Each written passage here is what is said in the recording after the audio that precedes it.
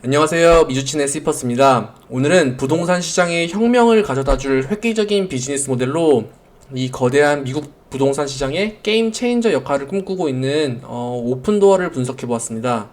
정말 재미있는 비즈니스 모델을 가지고 있는데 이 회사의 리스크는 무엇이 있고 수익률은 또 어떤지 영상 끝까지 지켜봐 주세요. 참, 그리고 영상 시작 전에 구독과 좋아요 그리고 격려의 댓글은 항상 감사합니다.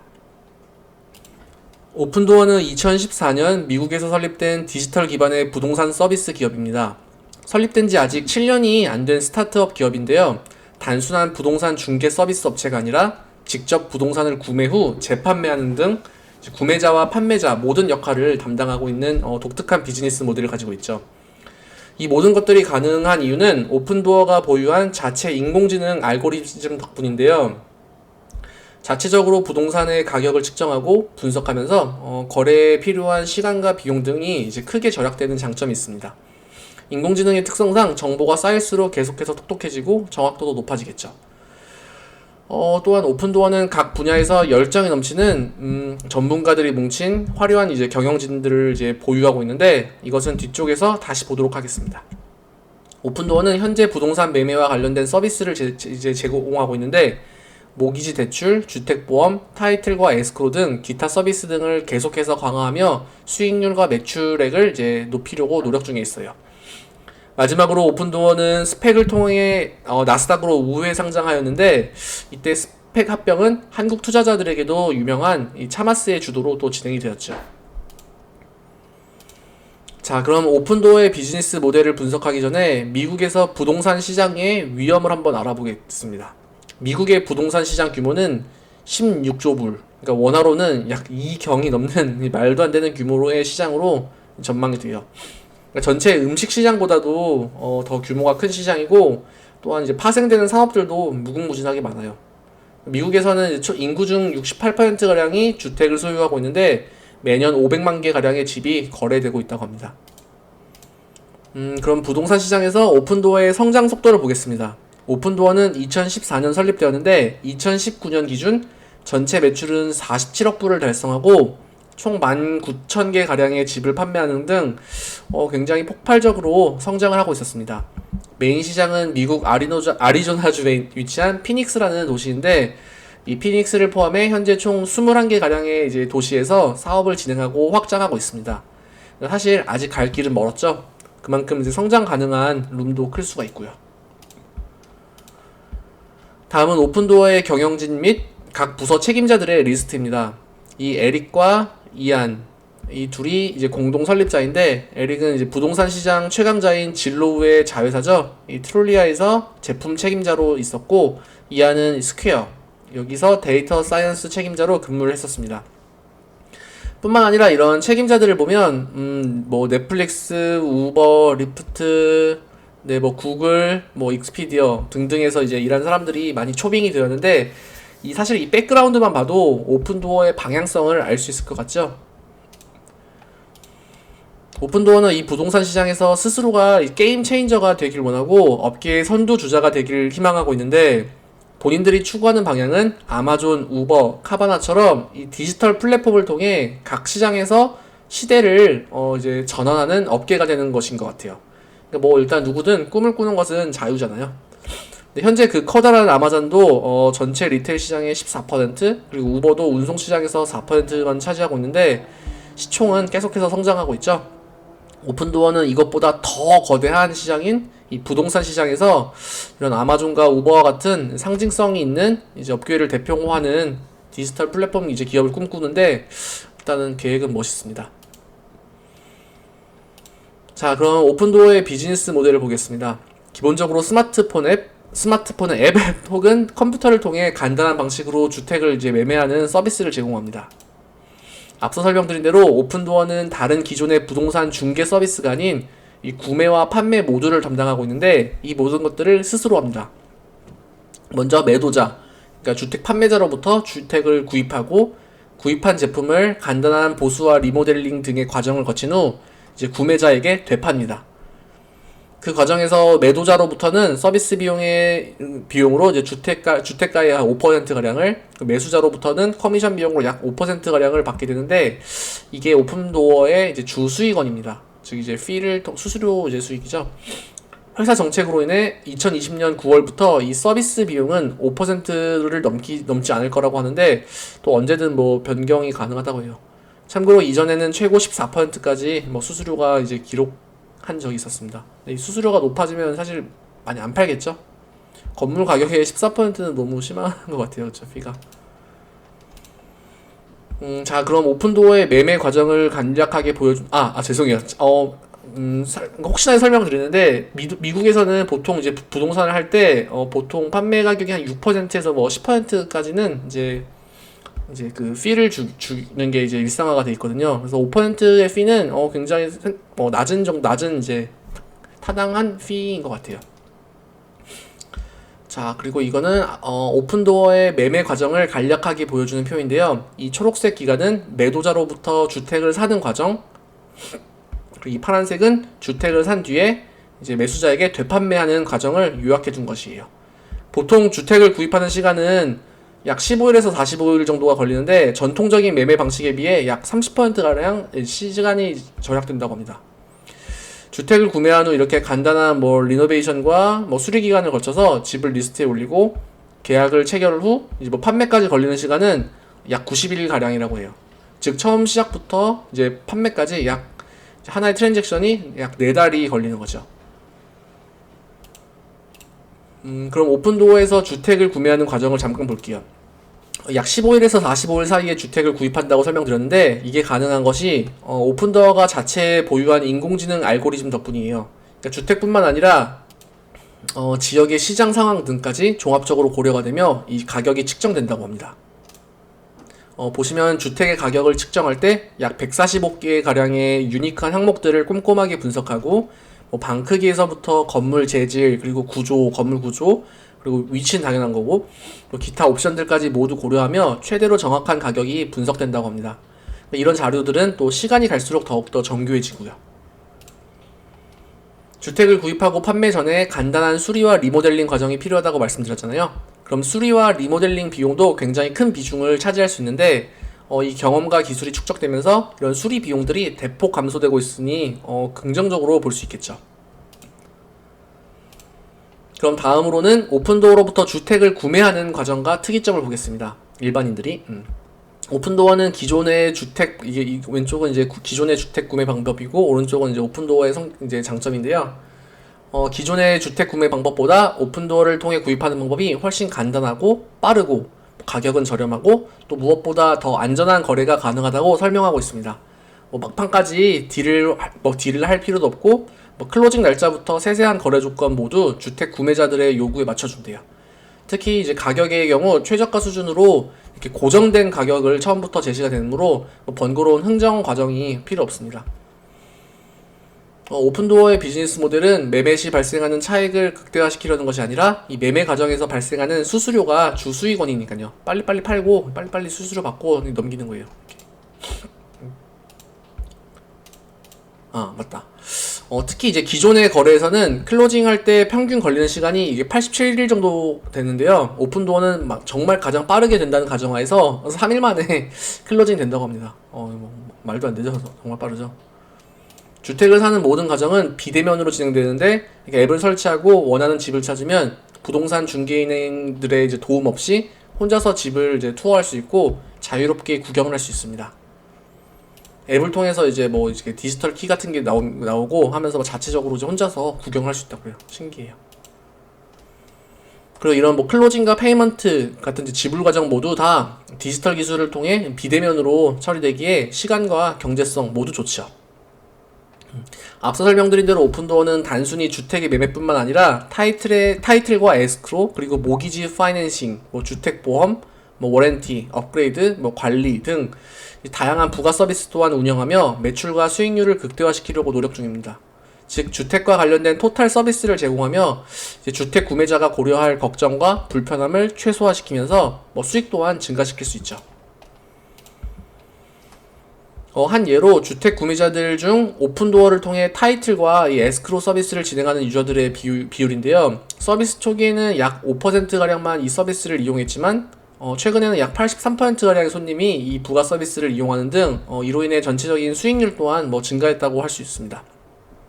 참고로 이 타이틀과 에스크로는 한국에 계신 분들은 좀 생소한 개념일 수 있는데, 미국에서는 부동산을 거래할 때 타이틀 회사로부터 주택 타이틀 보험을 발급받아야 그러니까 주택의 소유권을 인정받을 수 있어요.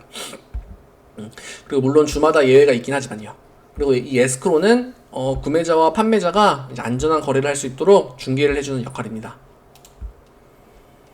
현재 이걸 보시면 현재 오픈도어는 미국 21개 도시에서 서비스를 영위하고 있는데, 여기 이 애리조나, 피닉스가 메인이었어요. 지금은 캘리포니아, 텍사스, 그리고 플로리다 같은 메이저 주에서도 영업을 하고 있네요. 현재 진출한 이 시장들에서 오픈도어의 점유율은 약 2%가량으로 굉장히 미미한 수준이에요.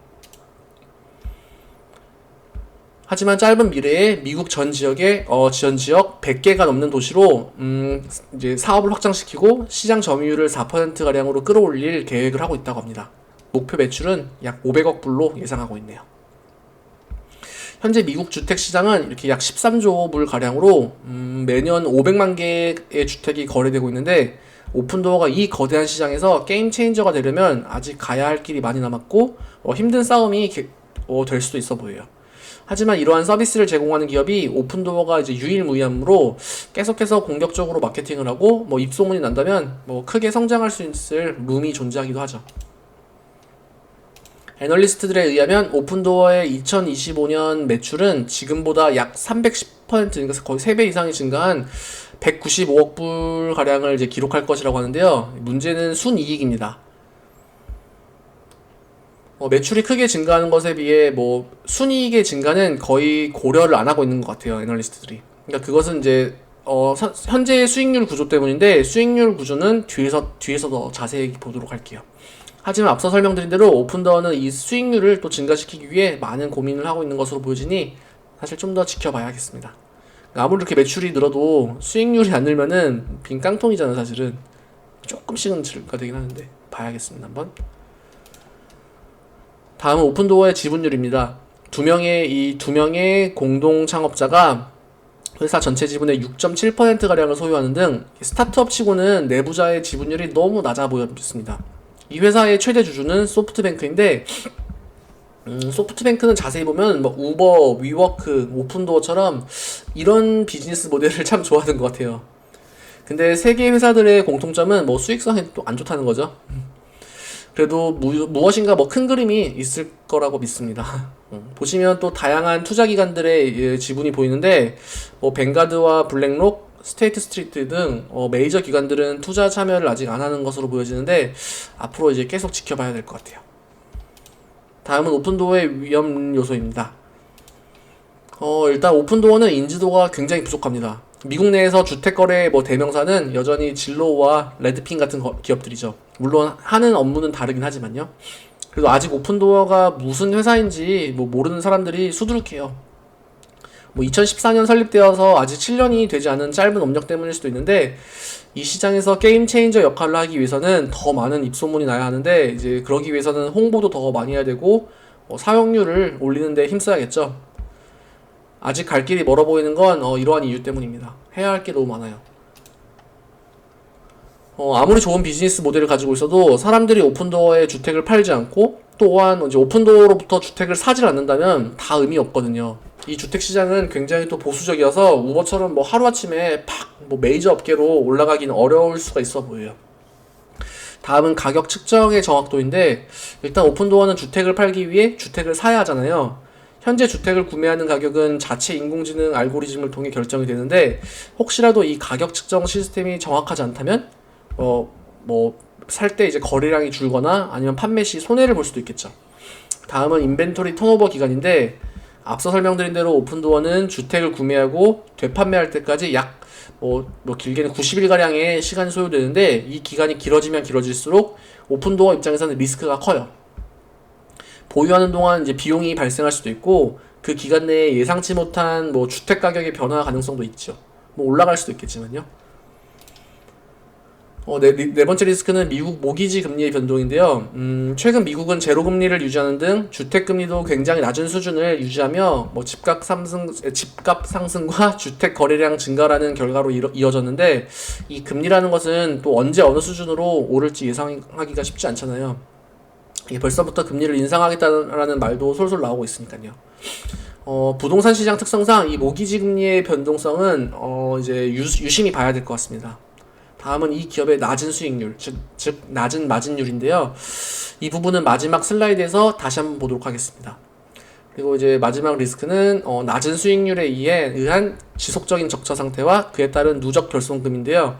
오픈도어는 신생업체이고 아직 체계가 잡히지 않아서인지 현금 흐름도 좋지 않습니다.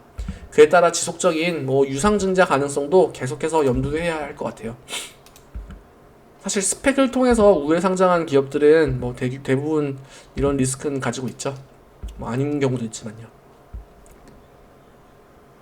마지막으로 오픈도어의 수익률을 보겠습니다. 코로나 이전까지는 이렇게 매년 세 자릿수 이상의 이제 매출 증가를 이루었고, 설립된 지 5년 만에 이제 2019년에는 매출액 47억 불을 달성하는 등 2019년까지는 정말 최고의 성장을 보여주었어요.